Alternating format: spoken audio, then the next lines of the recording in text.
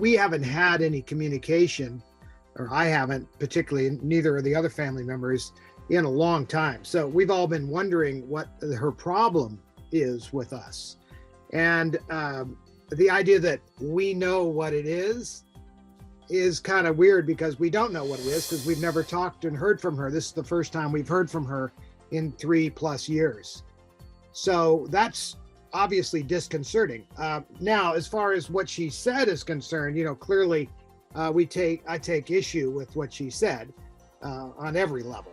There was no money made on anything. I did one 20/20 interview and I didn't charge for that. I only did that because the pundits were making a big deal out of the fact that my mother died of a broken heart. And it was really annoying me because I didn't agree with that analysis. Then months and months later, I wrote my personal memoirs called My Girls, which is a book about my sister and my mother and our life together over 60 years.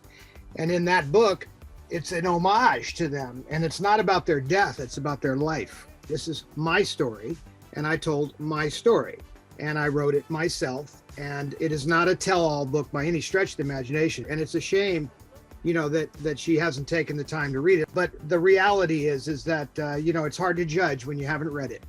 I am big enough to say that I know that Carrie would want us all not only to be friends, but to have a relationship. There is a benefit to having a relationship with the only full-blood relative alive. I would say that I would be always open to having a relationship with her, but if she doesn't want one, I certainly don't have any intentions of making an effort to force it upon her. She's made it very clear for the first time in many years that this is what she wants. We're persona non grata. You could read her words are very firm.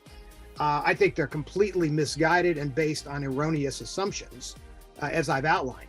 But I just think that I'm here whenever she wants to come back to the fold, so to speak. But if she doesn't want to, that's her choice. And it's a shame. I'd love to know her children. I'd love to be in their world. But she clearly thinks that I would be some sort of a bad influence on them because I wrote that book, and allegedly made money on it.